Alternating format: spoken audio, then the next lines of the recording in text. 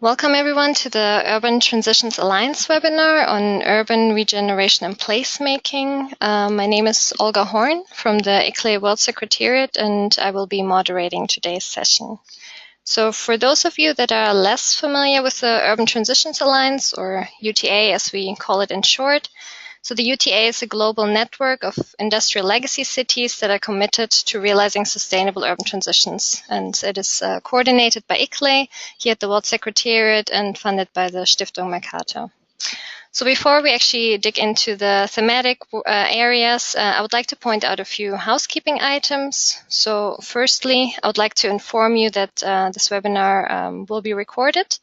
So to minimize background noise, we therefore keep all attendees muted for the duration of the session. And if you experience any technical problems, please feel free to send us a message in the question or chat box. Secondly, we would like to keep all the questions to the end of the session. However, you can already send us your questions during the presentations by, again, using the question box. And also when you type your questions, it would be great if you could indicate which speaker you're actually addressing your question to.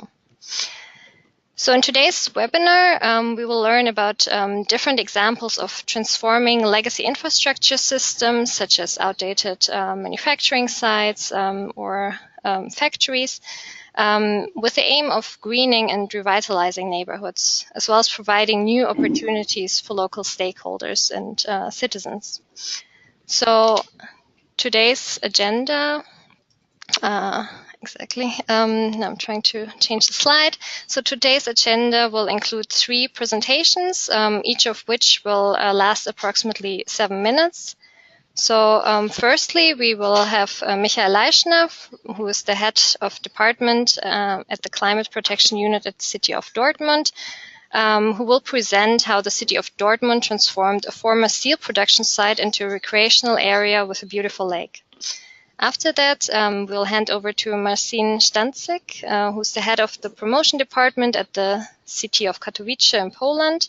And he will present the story of how the city of Katowice turned a former coal mine into a vibrant culture zone.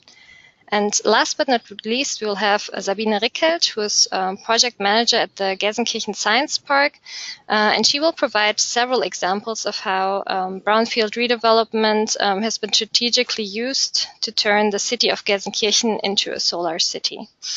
So after those 3 presentations, we'll hand directly to Didier van Koetzen, who's the Secretary General of the International Society of City and Regional Planners, for some comments based on his expertise in the area as a planner and his long knowledge in the field.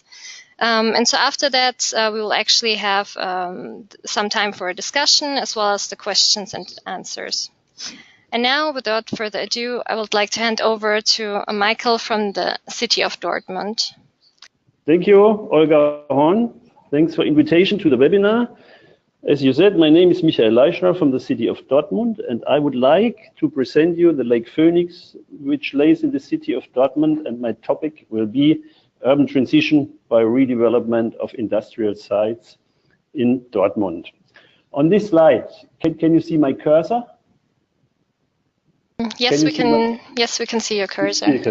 Okay. On this slide, you see a photo of the year 2015. It's a waterfront condominium building and facing Lake Phoenix in Germany at the city district of Dortmund-Hörde.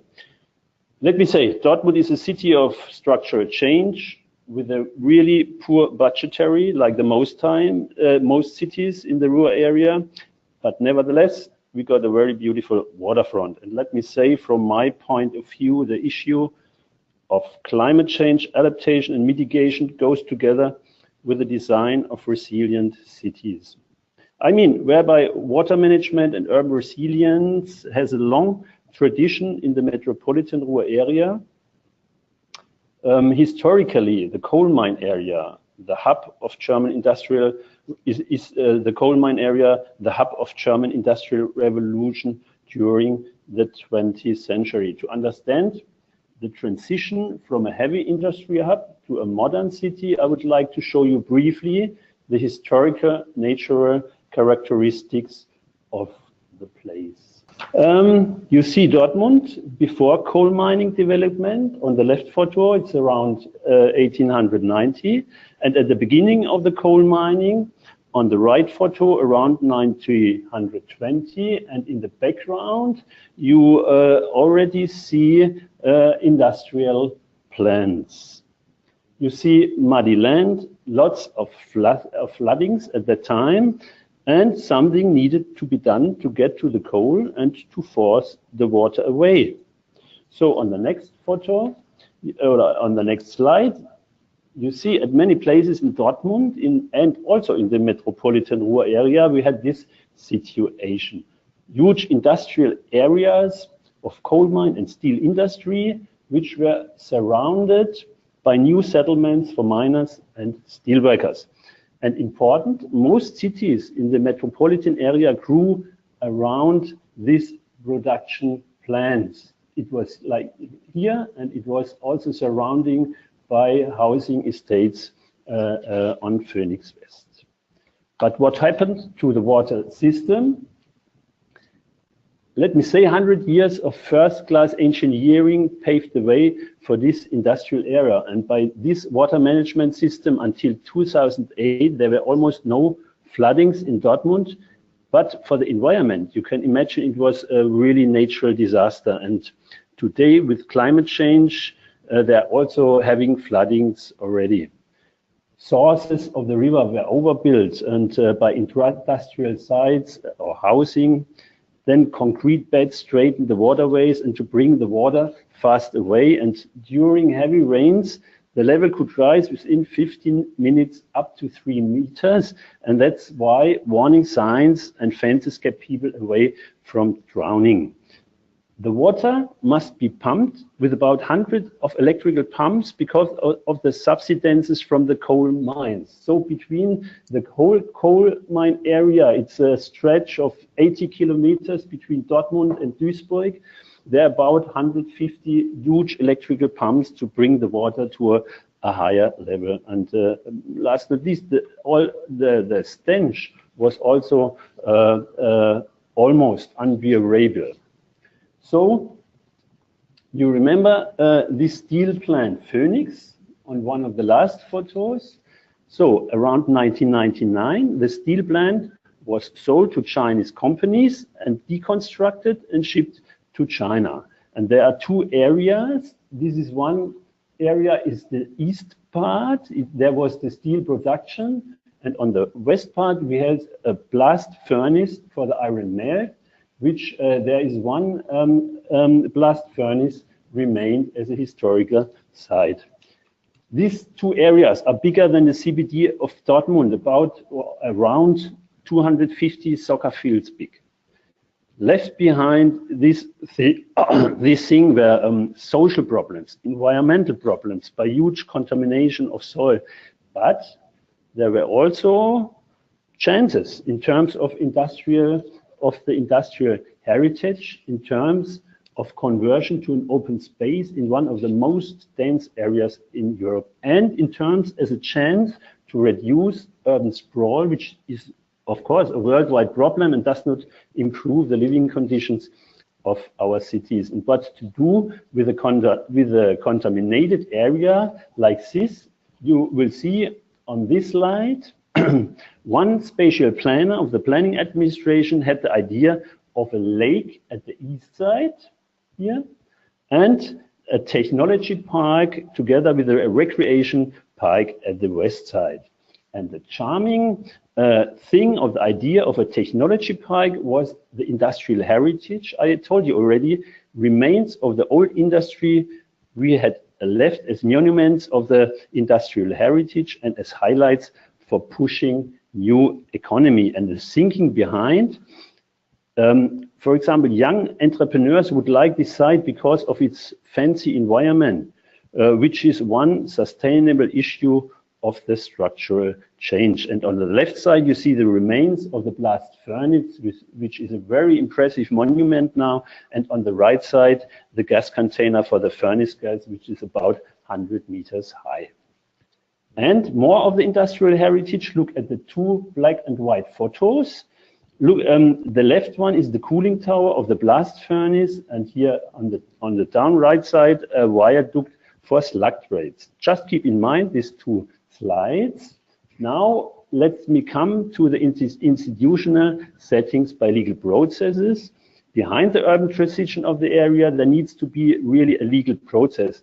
A local council, our local council, has to be convinced, and the close nature of the vote result for this transition in the local government, I think it reflects the fact of a controversy in terms of the expected problems. We had a very long process of citizen participation, which was organized by the municipality and which is really an imperative in the city of Dortmund. We established a management company which coordinates the whole process of financing, planning issues, and all the related efforts, and which belongs, and this is important, which belongs to the municipality, really an important issue. A company which accelerates the project process and which organizes the refinancing of the costly project. And the financing comes on the one hand from subsidies from the government, the European Union, and so on. They finance the infrastructure at the technology park and the decontamination of the soil, of the contaminated soil. And on the other hand, from private property owners at the lakeside and investors for office buildings and public properties like cafes and so on. Of course, NGOs and other stakeholders must be involved in the process. Within the administration of the municipality, there were some processes to make. For example, the planning authority coordinates the settlement policy, urban spatial plans must be designed. For example, the environment agency has to upgrade the landscape plan, a site remediation plan with waste disposal concepts for contaminated soils must be designed, water management concepts should be designed, and so on. And just to transfer best practice processes, let me just summarize what are necessary preconditions. Ideas are necessary. A DER, and the DER was our mayor and a strategist as well, is very important. Persuasiveness, good networking, in touch with the specific location situation is very important. Legislation and planning policies, creativity, courage, money, act with foresight, a streamlined organization, and unconventional solution. And what are the first steps? Of course, I told already, the local council decision for development plan process paves you the way for this project, for projects like this. Public participation, development companies subordinate to the municipality, a regular roundtable meetings for all stakeholders is very important. So just done shortly, briefly, practical implementation preparations of the lakeside. Firstly, there was an examination of contamination of the potential lakeside. Secondly, an excavation of 2,500,000 cubic meter material. So you can imagine how big it was. 500,000 cubic meter of the heavy contaminated material was shifted to Phoenix West by about 50,000 truck loads. And the heavy contaminated material was filled and stored in sealed concrete beds with no contact to the environment. What happened to the other 2 million cubic meters of excavated materials? A 50-meter high mountain of the material was piled up, and now we have got a very good, fantastic viewpoint. And with the remained material, we have built up a 20-meter high slope at the shoreline where we have got new expensive house estates. And the practical implementation, the concrete bed of the River Emscher, you see it here, was taken out and the most possible natural environment was designed. And also the wastewater of the River Emscher was taken out and brought to big sewage pipes parallel to the River Emscher up to the wastewater treatment plant, what you see here. And this was a chance for climate protection measures. For example, heat exchangers that put into sewage pipes temperature, because there is a temperature of the sewage between 13 and 15 degrees of the wastewater the whole year, and that makes it possible to use it with heat exchangers for heating and cooling house and office buildings. And you remember now the two cooling towers. Beneath these cooling towers, there are old rainwater cisterns, each of them about 3,000 cubic meters. And now they are used as a buffer for heavy rains and to drain the whole area. From this storage, the water quietly flows then to this water cascades, and from there to the next steps. And then you remember the viaduct that lays behind the water cascade, which leads to rainwater retention basin before this water flows to the river Emscher. You can see here, it's now a very beautiful and nice urban design element. And let me come to the last slides, ladies and gentlemen. The prime resource in facing future challenges are right on the doorsteps of your cities. No one has ever thought before the project occurred. Housing estate with energy plus houses we have now there, an interesting area for working in new economies, a lake where you can live and work, and which is now the most important recreation area in Dortmund. Thousands of people are there at the weekends, walking, cycling, hanging around in cafes. And just let me come to the lessons learned.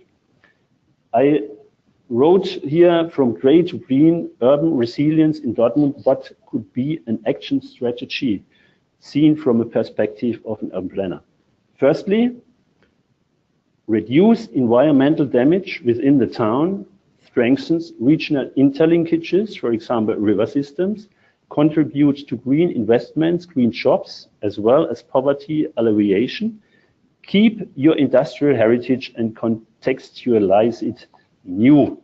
And secondly, and this is my last slide, strengthening good urban governance for more participation of citizens, greater transparency and institutional capacity, and more inclusive development. Thank you. Great. Thank you so much, Michael, for this great presentation.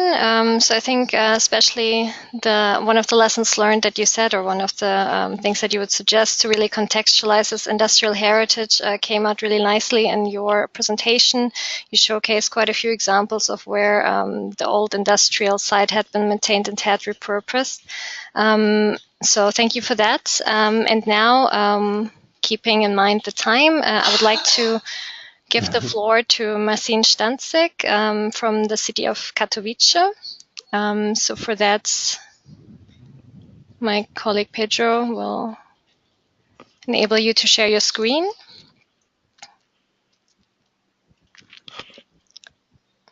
Great. So if you could now put your presentation on full screen, and then please feel free to start when you're ready.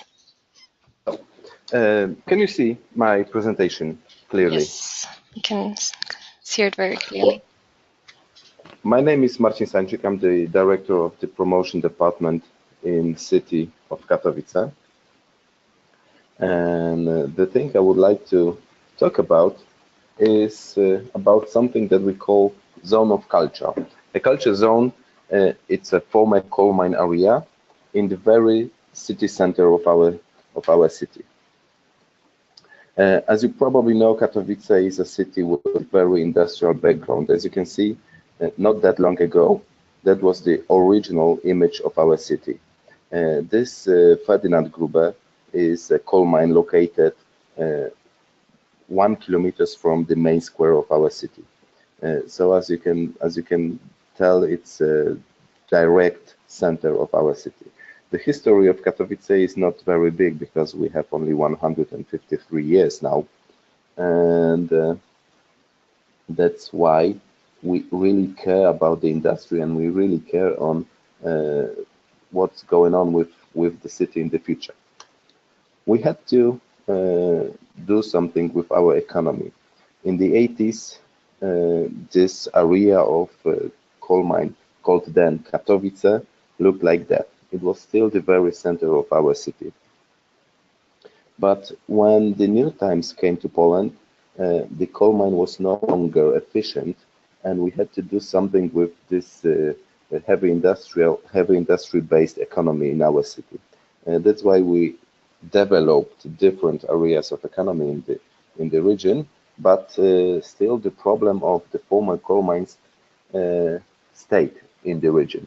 This is the picture taken in 2006, when which was in fact one of the last year of operating the coal mine. As you can see, it's only 12 years ago. There in the back, you can see the most spectacular and most famous Katowice Spodek Arena. It's an exhibition and sport hall, and it was located next to the coal mine. As you can see, we had to do something with this area because it was located in the center of our city. There was different plans of things to do, but before that, I will have to mention about the ideas of developing the city in general. This is the plan, the map of our city in 1995. It shows the green area at the map is the areas that are not covered by coal mines area. So as you can see, almost all the city was covered with the area of activities of coal mines. And after 20 years, as you can see, the most area of the city is not longer covered by the active coal mines area, and the coal mines are operating, in fact, just under the less urbanized areas of the city. All this green area, it's as you can see at the north part of the city, is in fact the city center. And this slide is very important because it shows how huge development of the industry was taken in our city in the past. And back to the zone of culture. As you can see, in 2011, we started developing the area. Before that, we organized several tenders and contests for architects to prepare the plan, the spatial plan for the area. And in the end, we find out that we have to build new cultural facilities for the city. Why was it so important for us? Because Katowice is a 300,000 inhabitant city, but we are located in very dense area. And now, in 2018, we are the city, in fact, we are the center, the capital of the biggest Polish metropolis with 2.3 million inhabitants. That's why we needed the area that fulfill all those needs in the cultural expectations of the citizens, not only from Katowice, but also from the whole metropolitan area of our city. Then after several architectural contests, we developed the culture zone into something like that. You can see here at this picture, in the front of this picture, is this monument of our heritage. So we developed the Silesian Museum. The Silesian Museum, in fact, is operating in the most active area of former coal mine. As you can see, the shaft of this former coal mine, now it's a landscape tower. And the architects from the Austrian bureau decided to locate the exhibitions area of the Silesian Museum under the ground in order to do some reference to the heritage of this area and to the heritage of the whole region. You can see those glass buildings here. These are some kind of a spotlight that allows sunlight to go down under the ground to the exhibitions area of the coal mines. The former buildings, the historical buildings of the coal mine, preserved in order to become buildings for new additional exhibitions area and events organized not only by the city, not only by the Silesia Museum, but also by many companies that came to Katowice to do their business here.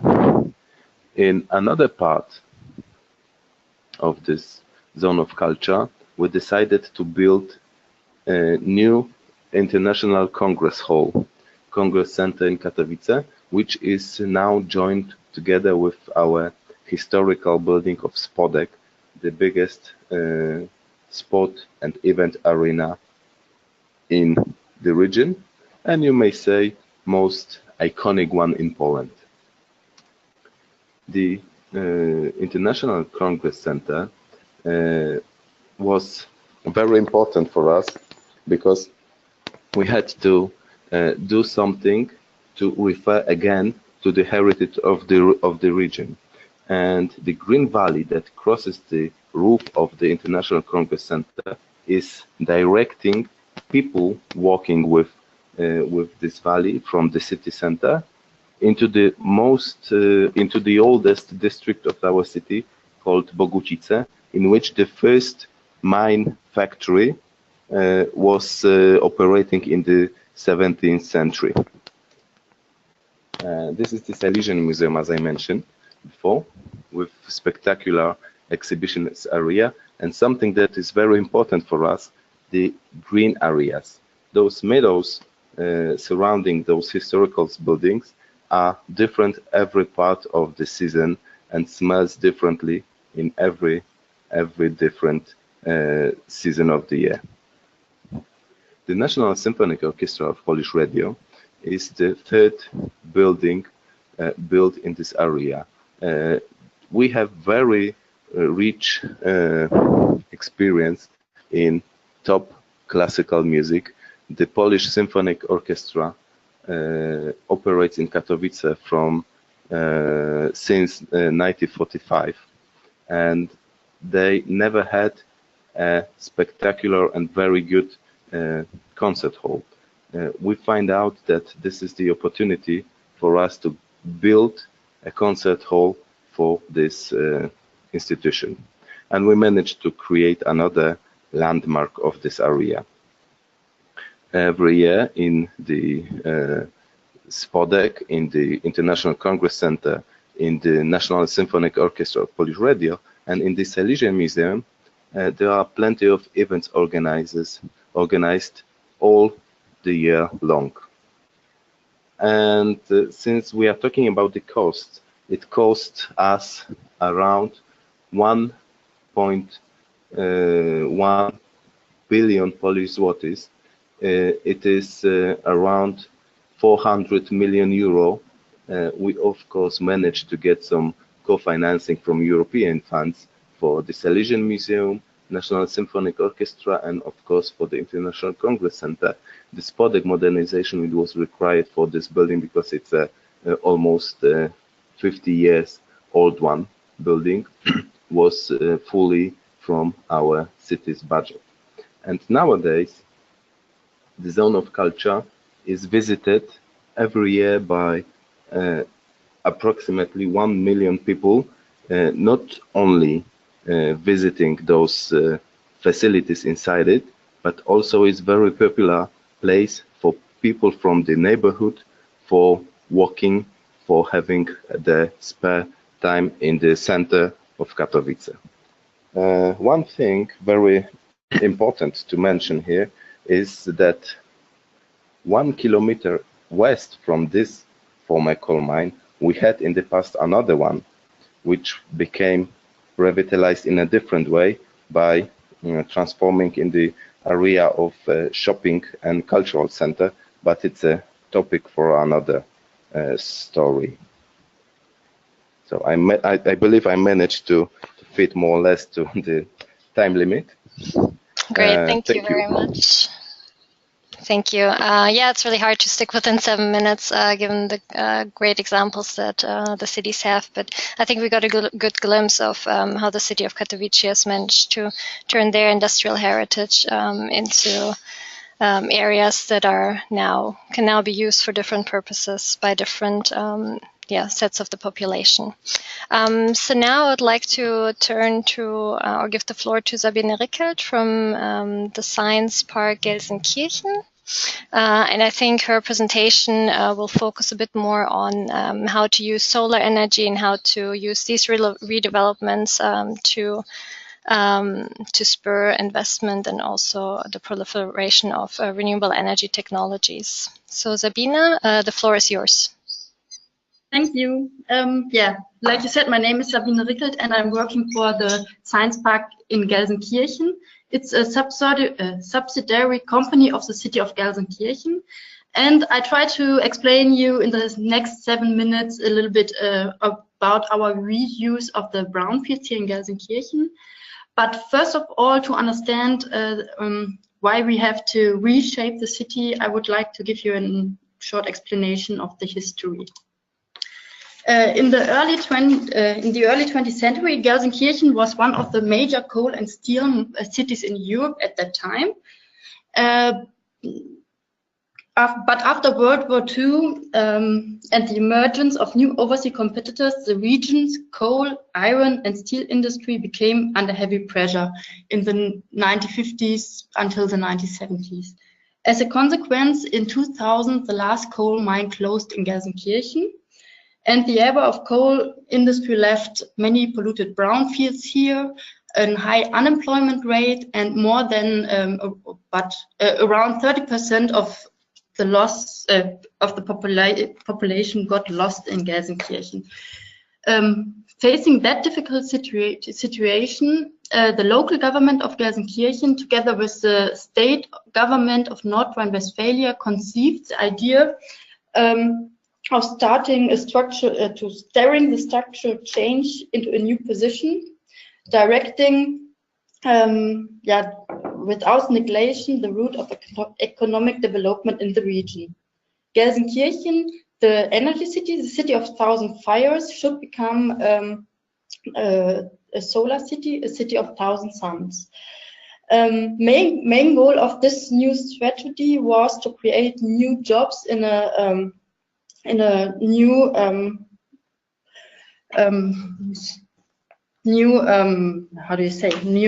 direction, in a new field. And one important step was to reuse all the brownfields directly located in the city center. And therefore, the ownership of the highly polluted brownfields was transferred from private companies, mostly bankrupt at this time, to the North Rhine-Westphalian State Development Corporation, which was specialized in the cleanup and redevelopment of polluted industrial areas. The first example I would like to show you is also the starting point of the solar city in Gelsenkirchen. It is a science park. It's a science park. Here in this area from 1850 until 1985, on the today's area of the science park was the cast steel foundry of the coal mine Rhine-Elbe. About 3,000 until 4,000 people worked at the former coal mine. The idea of building the science park came up in the late 1980s. It was closely linked to the International Building Expedition Rhine-Elbe, short form IBA Emscher Park. Here at the picture you can see now how the area here looks today. Science Park Gelsenkirchen opened in 1995, and it is a 300-meter long technology center and offers around 12,000 square meter spaces for offices and laboratories. The building won several awards for its industrial architecture and was rated as one of the best business centers in the International Real Estate Fair in Cannes. The state-owned development corporation, together with the city of Gelsenkirchen, were builders and also owners of the science park. Today, only the city of Gelsenkirchen owns the science park. Major parts of the 50 million euro investment came from the European Union, the state of North Rhine-Westphalia, and the federal level. Until now, the science park is a a symbol of a positive structural change here in the area. It's located in a very difficult area, but it stands for a new beginning and also helps to revitalize. Helps by the revitalization of the city districts nearby. The next example is the example of solar housing estate. This solar housing estate, Gelsenkirchen-Bismarck, was developed at the edge of the former mining site, Consolidation. And it's located in the heart of the Gelsenkirchen, in the city district of Gelsenkirchen-Bismarck. In 1980, the ownership of this area was transferred to the city of Gelsenkirchen, and since then, Gelsenkirchen was responsible for the redevelopment of this area. The planning for the whole area, or the greater area, not just from the solar estate, went back to 1993. And besides the solar housing estate, underground railway, an easy and self-made estate, and an integrated school was built. This construction of the solar housing began in 1999 and was completed in 2001. This construction of the settlement was financed by private investors. Two property developers constructed 72 houses, and they sold them in a short period of time for turnkey cost, largely to young middle-class families.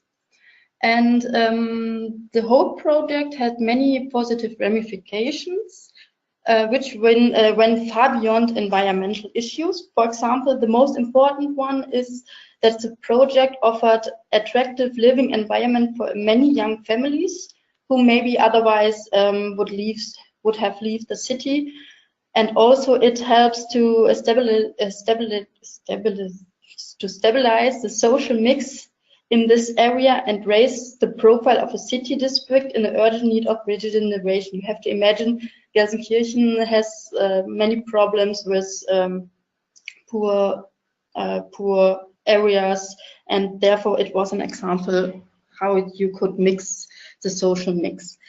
And last but not least, the project set the stage for the systematic integration of clean energy solution in the housing projects in Gelsenkirchen. The next slide, you will see the housing estate, how it looks today. The last example, it's also a brownfield from a former coal mine. This time it's the coal mine Graf Bismarck. Not it's similar to the name is similar to the first one, but this one is a different one. And this area was, after closing of the coal mine Graf Bismarck, the ownership went to was transferred to NRW Urban. It's also a Northern Westphalian State Development Corporation, and together with the city of Gelsenkirchen, NRW Urban cleaned up and redeveloped the site. And because this site was directly located at the Rhine-Herne channel, a vision of a new district directly on the water was born, and they tried not only to, they tried the settlement of houses, services, and commerce, and on the 80-hectare big area, a new harbor, or the old harbor of the coal mine get new life. So with outdoor catering and with outdoor catering.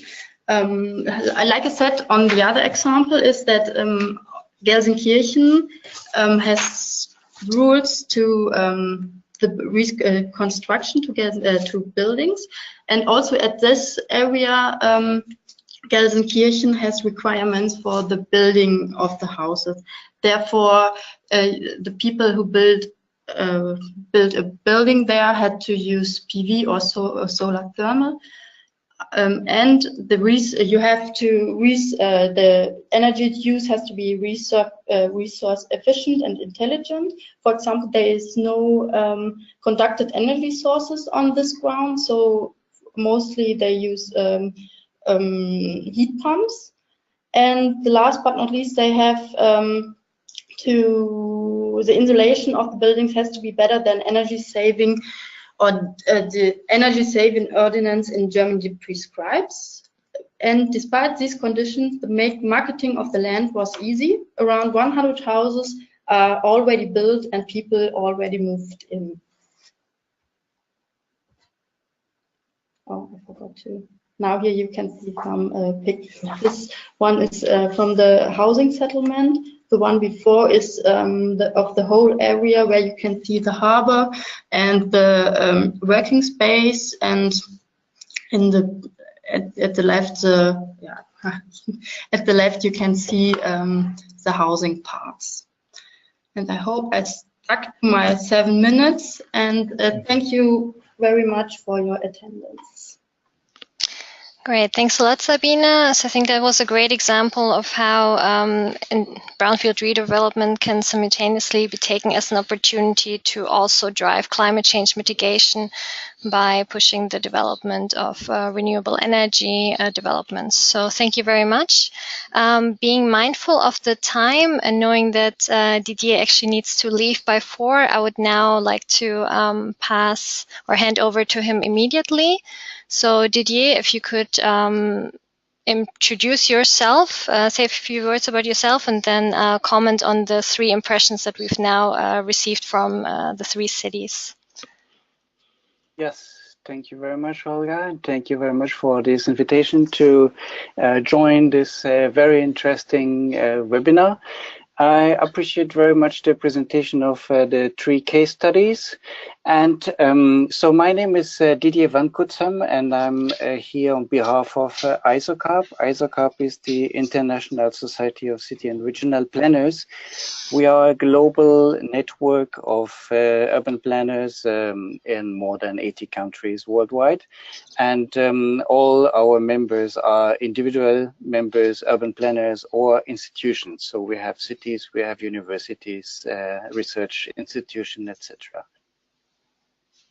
To react to the presentations, and this is very interesting because all 3 are from former heavy industries or industries area with a high pressure from population and economy, and they are all located in metropolitan areas in Europe with different contexts, but they are all representing the traditional industrial heritage of Europe, which is coal and steel.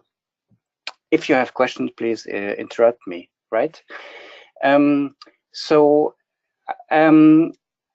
Yes, there are old industrial structures with different reactions on the reuse of the industrial land. The first one is more on recreation from Dortmund. The second one is more on cultural events, so bringing the people to one place. And the third is more transformation of existing industrial spots in a science park or smart urban structures, etc. But I would like to recall you all the principles of the new urban agenda, which was agreed and developed for the Quito United, and also the SDGs, the Sustainable Development Goals, and especially the Goal 11. And with it, in these 3 examples, I do see some very good examples which are used in the SDGs 11 and the new urban agendas. It's first the creation of authentic places under the high demand on soil and land, but also that we can see in one or two examples, especially Dortmund and Katowice, and also here the third one, Gelsenkirchen, that governments are supportive, that the legal framework of policies is also there, that the infrastructure has to be well planned, that that it should be a dynamic energy from the people and from the politicians, from the decision makers, but also be involved in the process. Community was involved in the Dortmund examples. It was very clear. No, sorry, in the Gelsenkirchen example, it was very clear in the Dortmund example that the population was involved, and I was also not sure about the Katowice example, if the locals were also that inclusive process was there. But also the creation of green spaces is important, and we saw that in the three case studies, that green spaces is creating an added value to cities, added value to the urban structure. So it's achieving this urban regeneration and placemaking. This is it's a mix of solutions. There is no one solution when we are facing these big investments, and this is a combination of all, offering more lasting economic, social, environment benefits, which are beneficial for the people living in this area. So this is a bit my short resume of of the three presentations here. I'm happy to discuss more in detail. Great, thank you very much, Didier. I think you touched on a few interesting points, and it was also great that you brought it back to, I guess, the wider sustainability picture that also we at ICLE are promoting. And so what I got from your resume was also, I think, maybe a question directed at the city of Katowice as well as the city of Gelsenkirchen, of how they actually managed to engage their citizens and their stakeholders in the redevelopment process. So maybe now, Marcin and Sabine, do you have anything to respond to that? And for that, maybe I can just unmute both of you at this point. Yeah. Is there anything from your side? Okay, this is Wolfgang Jung, also from Science Park. What we can say on we have shown a number of projects, and public participation in Gelsenkirchen along this storyline of projects of urban renewal is more on the strategic level, because all these projects are part of a larger plan for redevelopment of the city, also for addressing the issue of climate change. And on this strategic level, all a large set of institutions, also NGOs, were involved to give their ideas and to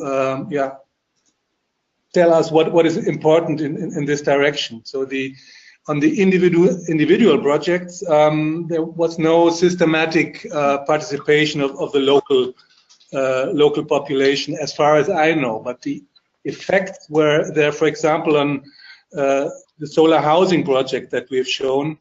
There's one very nice example in Gelsenkirchen, Bismarck, where the idea of solar housing was at the end has become the core theme of a new NGO, which said living with the sun and in this solar housing estate is so important that we make this as a core theme of our NGO, and we advertise for solar housing beyond our own borders, and even though this is not our core business. So in some projects, the involvement of the population was not upfront, but during the process of the implementation. And this was very interesting to learn for us how attractive the issue of renewable energy and climate protection can become for the citizens. Well, as for the Katowice and the zone of culture, in fact, Katowice is a city in transition, you may say, because we are transformed not only in the economic way, but also in the urban way, which good example is, of course, the zone of culture. But we are just finished rebuilding the main area of the city center, the main square and the streets that are around the main square. And when we were preparing to do it, we have conducted very huge consultations together with not only citizens of our city, but also with some experts in different areas, from the social area as well as from the economy one. And we find out the general ideas of the needs for all the stakeholders, not only citizens, but also from the people living in the metropolitan area. And that was the key directions of developing this area. And then in the end, it was the decision of our former mayor to create the zone of culture in the area that it is now. We, of course, listened to the specialists during designing all these buildings and the area, those gardens that are around those buildings. But to be honest, at that time when the decisions was to take, the most citizens of our city didn't, in fact, believe in that it is possible to transform the city into such a modern one. And our former mayor decided to do it anyway, you may say, despite the lack of trust in success of this transformation, and decided to build a new seat for the Symphonic Orchestra of Polish Radio for almost 2,000 seats, and because at that time many people, including the media, were saying that why do we need such a big hall? No one will come to listen the classical music in Katowice. And after terminating those buildings, there are no spare seat for 5 years almost, since the redevelopment of this area were conducted. And of course, we did the participation process, but in the end, the local authority had to take the responsibility for their decision. And luckily for them, and of course for the city, is that the area is very good and people liked it, because when we provided something that is very useful, something that is referring to the heritage of this area, and something that is very nice, people are proud of it and they feel to be some kind of a host of this whole zone of culture now. Great. I think there was a great reflections from those two cities. Michael, did you want to say something? Or? Yes, I also would like to say something. In my example from the city of Dortmund, it was like this: that the people surrounding Phoenix West, where the lake is now, that were the people, they were working in this factory, many of them, and the fear of these people were the transition, and that was why it was very important to give them a vote in this whole process, because the fear was what can we expect? Can we live at the lake? Do our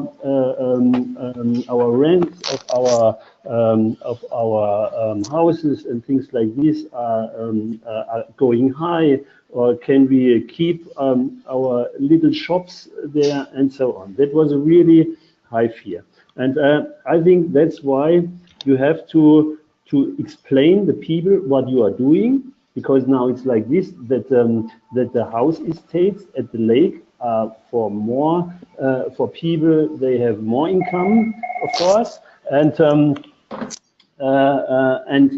on the other hand, when it comes to climate change and to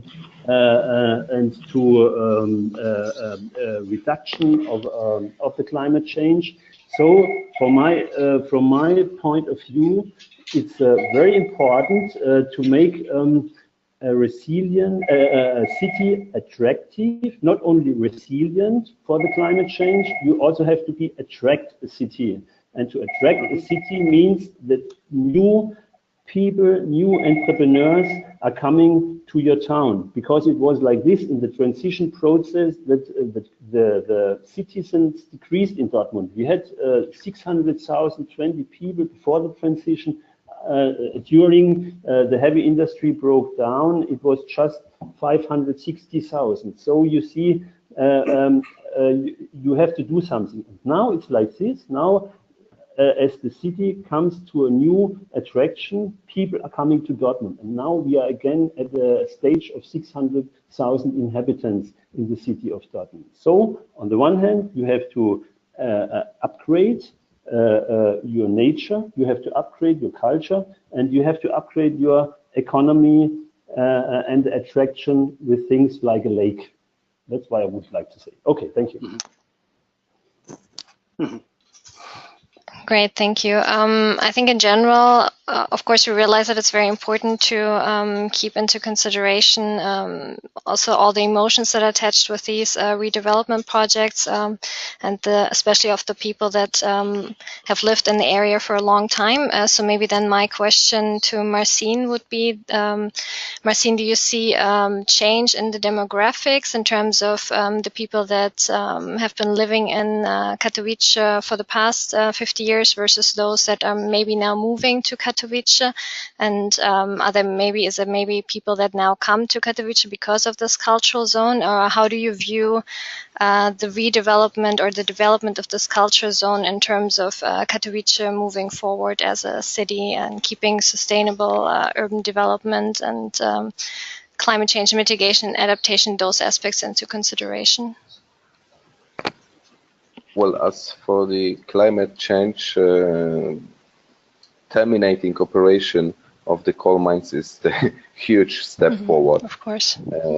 But since we are talking about the demographic, we still in progress, because all Polish cities, especially those big cities, have this problem with people moving into the suburbs of the cities because of the price of land and many other factors.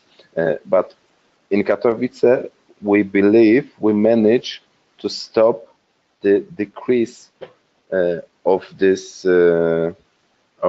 inhabitants numbers, and now we are more or less constant in that area for the last 2 years. Of course, the transformation of this area had give us some added value in creating quite interesting plots for new developments. And for instance, just next to this zone of culture, the former brownfields of this, not coal mine, but those brownfields that are around coal mine, are now being transformed into a modern housing estate.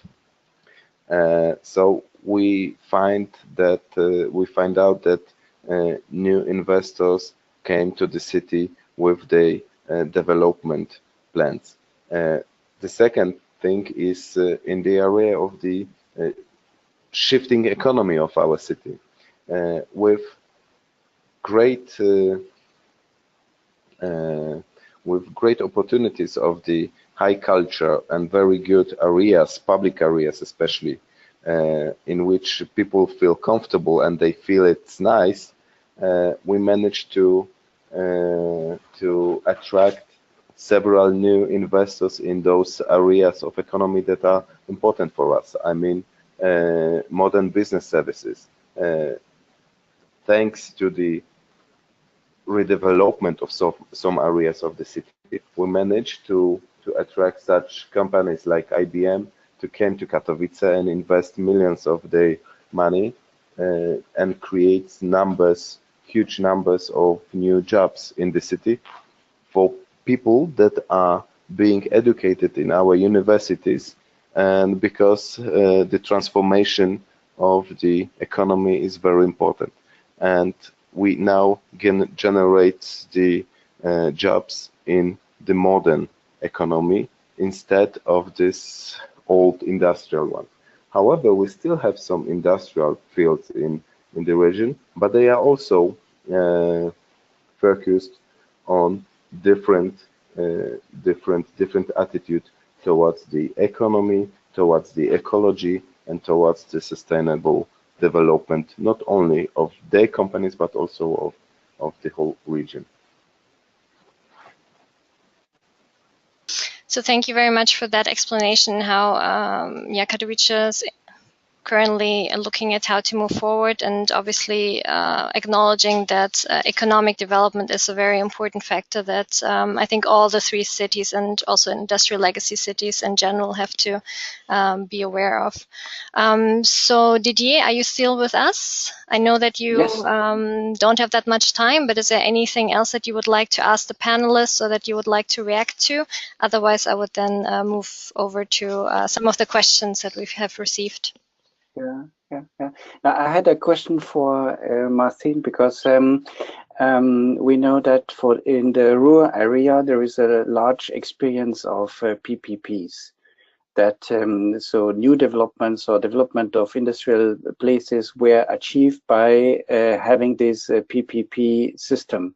Public-private partnership, or is it a public-public partnership, or public-public-public-people partnerships? So the 4 Ps, the well-known 4 Ps. How is your experience now in Katowice and also in Poland when we are talking about these partnerships? You know. Well, so it's related to decision-making process and also to the stakeholder groups. Well, to be honest, the PPP, public-private partnerships, doesn't work in Poland. Okay, good. That was my question. Due to some law regulations that are not very clear and very difficult, not only it's more difficult for the public institutions to cooperate with private institutions. Yes. In order to create something, because of there is a huge risk in suffering from legal problems for decisions maker in the public area. I mentioned like that. So it doesn't work, but we still have to work in some kind of a cooperation with private owners and private institutions and private companies that are willing to do something in this redevelopment areas, but not in such a work. We listen. We try to fulfill opportunities for the private sector to create their businesses, but the PPP doesn't work in our city. Not city, in Poland in general. Okay. I think in Poland in general it's very difficult, yeah? That's yes, right. It is. Yeah. PPP is very difficult.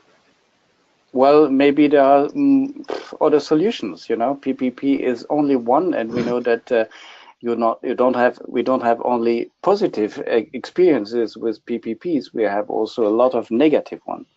So, yeah.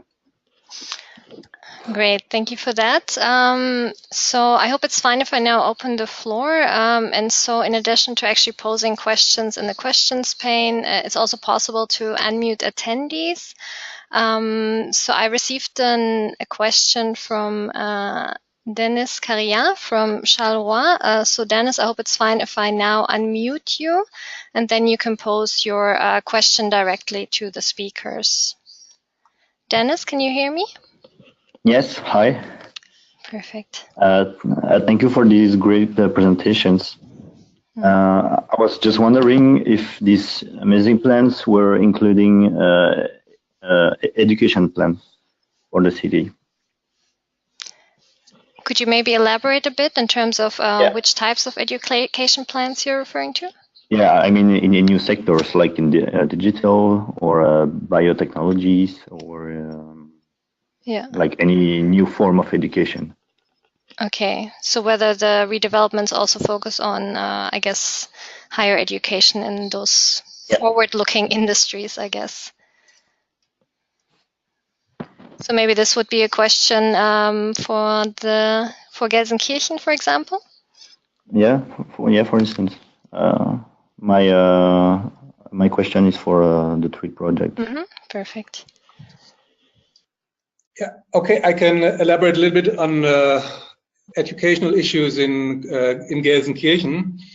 As I already mentioned, so the examples that we have shown were part of a larger strategy to move from the old energies to the new energies. And of course, it's not only this investment project and the urban renewal project, that is how to build housing estates or other investment things. It's also the question, if we want to move in this direction systematically, how can we engage our population? And if we want to have new jobs in the clean energy sector, how can we convince young people to be interested in such issues early on in the schools? So what we've did early on, and now since almost 10 years, is to create certain measures, and what we did is to create a laboratory within a science park where we bring in school classes from all over the city and show them how renewable energy works in very small groups. That is additional to their general lectures in the school, which is more rather theoretically. We bring them in to sit together in small groups and feel how solar energy, how wind energy, how bioenergy works. We also bring in companies who tell a little about what future jobs are possible in that sector. And so we do that complementary to all the other things in the larger climate change strategy of the city and the strategy on urban renewables. So the answer is yes, education is important, especially as part of a long-term strategy to redirect economic processes in the city and in the region. Okay, thanks a lot. Well, as for the Katowice, well, this redevelopment project wasn't creating too much jobs, in fact, in the zone itself, because of course we are focusing on the business tourism in Katowice, but there is something that is worth mentioning here in terms of your question. Katowice is a creative city of UNESCO, as one and only creative city of UNESCO in terms of music in Poland. And the music is very important for different fields of activities of the city. And creating a very modern new facility for such a wonderful orchestra like our National Symphonic Orchestra of Polish Radio allowed us to create some places to create some projects in musical education.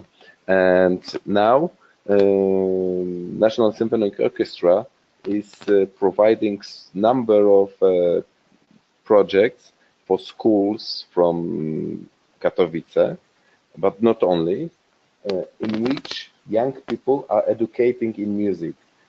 And I mean, not in trying to make them very famous or professional musicians, but in terms in knowing the music, in feeling how the music is being created. and this is something that was that might be somehow the reference to the educational policy in the city. Okay, thanks a lot.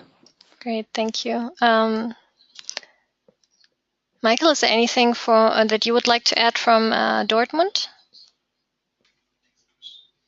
Okay, otherwise we will move on to the next question maybe. So I would like to now give the word to Roman. So Roman, I will now unmute you so you can pose your question. Yeah, thank you very much. This is Roman from eClay as well. It's very interesting to me how each of these development projects have a certain, I would say, identity or idea in mind. I wanted to know how much these redevelopments now shape the identity of the city. So if I would put it bluntly, is Katowice now the city of music in Poland after the redevelopment, or is Dortmund now the city of lakes in Germany, or how do you see this connection between the projects and the identity change in the city, maybe away from we used to be coal city and what are we now?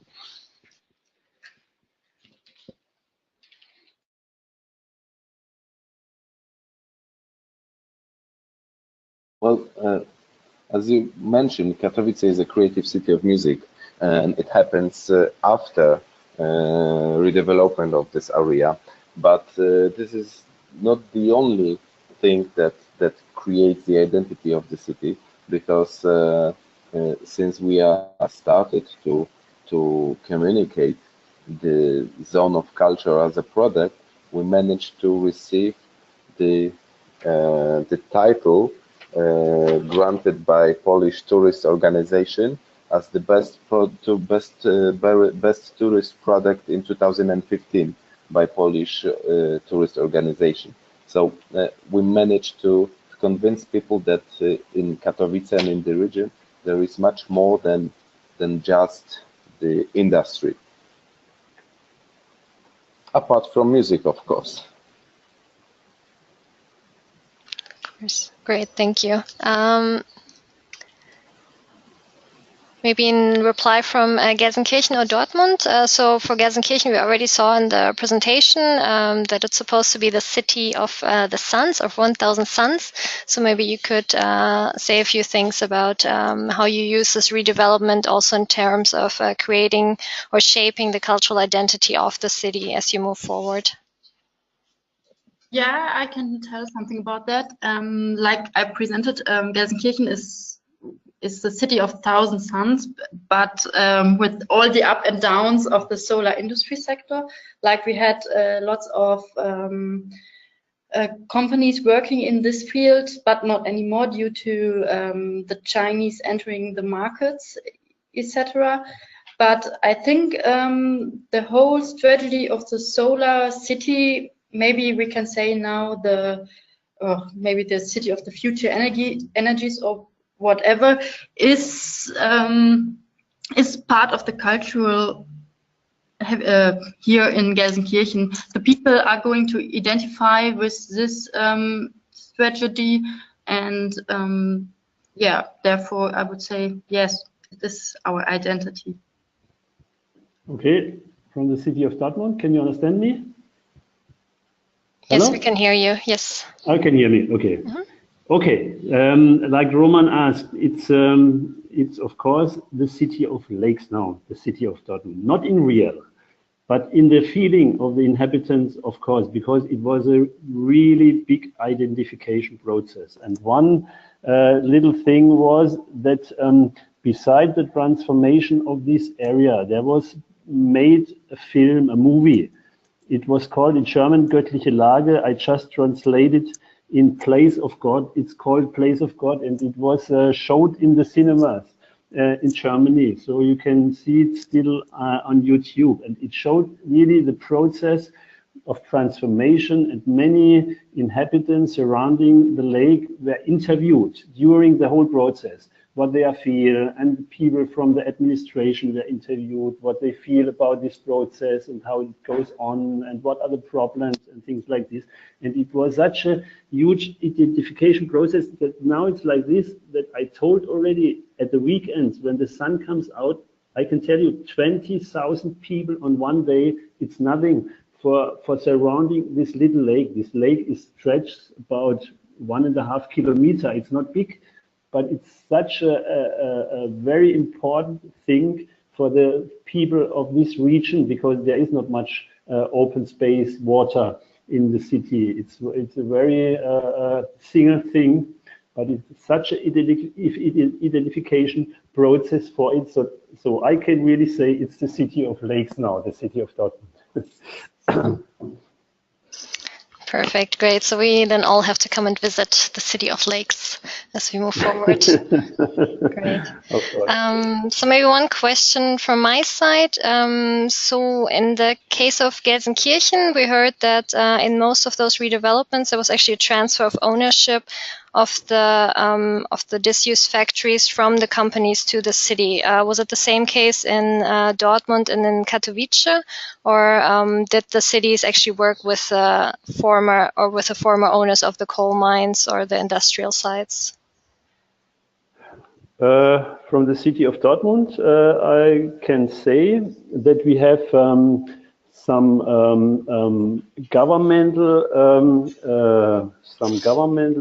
I don't know the English word of Stiftung, but foundations. But the money of these coal mine factories are transformed in a governmental foundation from which money comes to, for example, to decontaminate for decontamination of the soil, for example. On the other hand, we have this. We are working now with a lot of new investors, and we got also the money, of course, from these very expensive house estates, from the investors for the house estates to refinance such huge projects. So it's interaction between new investors, foundation of this old industry, and governmental subsidiaries to make this transformation. Thank you. Marcin, can you tell us something about Katowice and whether there was any interaction with former owners of the coal mine in terms of then transforming the plot into the culture zone? Well, not really. It was quite a smooth process. We had only one slight thing to do, because the Salesian Museum, which is governed by the Marshal Office, so the regional authorities, had a different plot for its museum. And when we find out that the best way to create a Salesian museum is at the area of the former coal mine, where the city had to change the plots with the Marshal Office, and it was like that. But everything went quite smooth. So the city regained the area and started investing in the field. Okay. Maybe from Dortmund, I also can say we have another big industrial area which is much bigger than this one of the lake. It's the Westfalenhütte, also in the middle of the city of Dortmund, and this is now in a transforming process, and it becomes a new logistic area for logistic industry, for parcel services and like this. And so the investments for changing this area are coming from these parcel services like DHL and UPS and so on. Okay, great. So most of the investment is then actually coming from, the new target group, or those people that will then actually use the area for their business activities. But in that case, it's also not that you're working with the former owners of the Westfalenhütte area. Still, we are working because it still belongs. This area still belongs to the old industry of Hirsch, which is still existing somehow. Hirsch Estates, for example, but the money doesn't come really from Hirsch. It comes maybe for the infrastructure a little bit, but normally it comes from these big companies. Okay.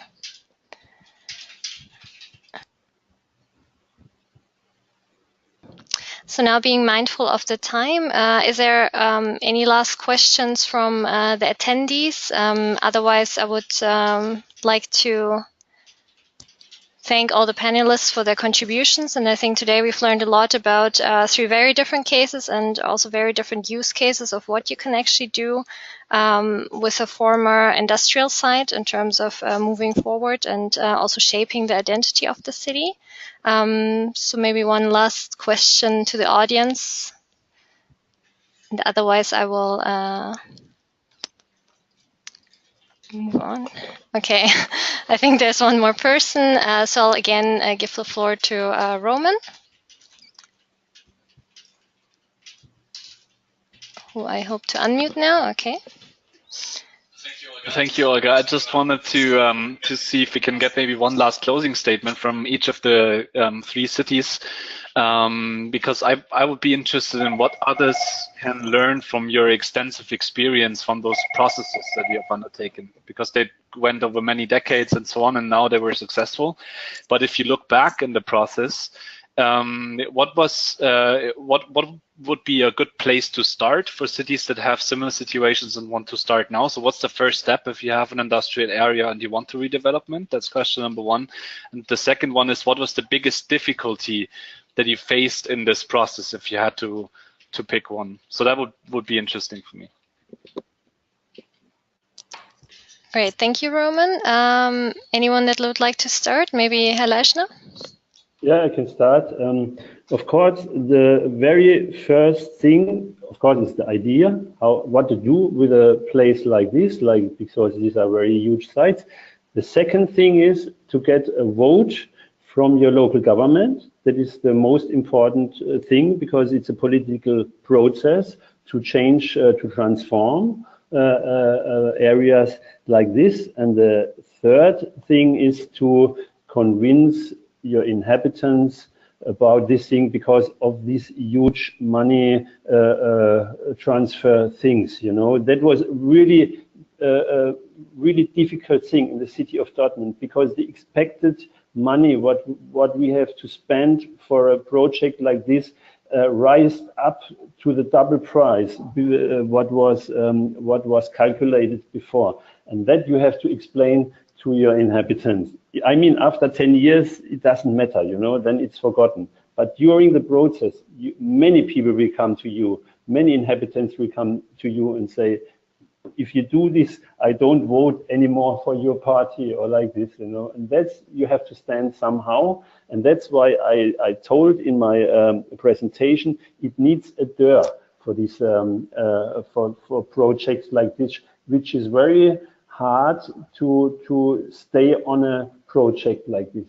It was many cases during the project process where people said we have to stop it, you know, and not only because, let me say, of our mayor. He said no, we go on and go on and go on and do it and bring it to an end. That was really a key issue. Thank you. Okay, thank you. So in your case, persistence was really the key, and to have a can-do attitude and a doer that actually pushes the process forward. Great. Marcin, would you like to react to this? Well, I agree with my colleague. Well, the biggest challenge is to have the courage for the decisions maker to make the decision, and sometimes, despite the lack of belief of people who think about this project that is impossible, or it's not fitted, it's not suitable for the city. The second one is to convince people to the ideas of you are preparing. When you convince people, everything else is very, very, very easy. And the third challenge is always to get the financing for such a huge project, because as we all agree, it costs a lot of money, and so many people may try to count it into I don't know, soups for children in the kindergartens, or the necessity of such a huge investment. But then back to my previous one, when you manage to convince people to the ideas, less discussion on the money will be during the transformation process. Great, thank you. Sabine or Wolfgang, would you like to react? Yeah, there's not much to say after the two other people. Maybe before you get started, you should analyze the needs of your region. For example, in Gelsenkirchen, and the solar housing estate was the need of housing for young families to get the social mix in the right position. And yeah, that's, I think, a really good point to start with. And yeah, and the difficulties, I think the former speakers said enough. Fair enough. Yeah, I think a lot of the times, I mean, obviously financing plays a huge role. And I mean, we saw in all three projects that considerable amounts of money were received from the European Union for these types of developments, but also working with the private sector and those future tenants and future companies that will actually be in those areas. But you're right that obviously financing plays a huge or presents a huge challenge, and obviously then also trying to make sure that throughout the process no one feels stepped on their toes. So with this, I would actually like to close the webinar and first of all thank all the panelists that contributed, as well as the attendees, and also for posing your questions and for reacting to them.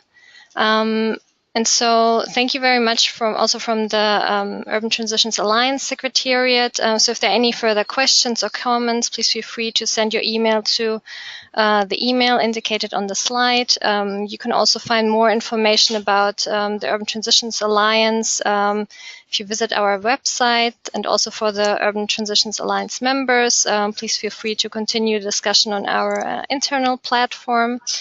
And so I would like to also announce the next webinar. So that will be on citizen engagement and social inclusion, will take place on the 11th of April. And we will hear stories there from the cities of Baltimore, Essen, and Buffalo. So again, thank you very much for attending the webinar and for contributing, and have a nice rest of your day. Goodbye. Thank you, Olga Horn, and the rest of the best organization of this webinar. Thank you very much. Perfect. Thank you so much. Thank you. Okay. Bye-bye. Bye. Bye-bye.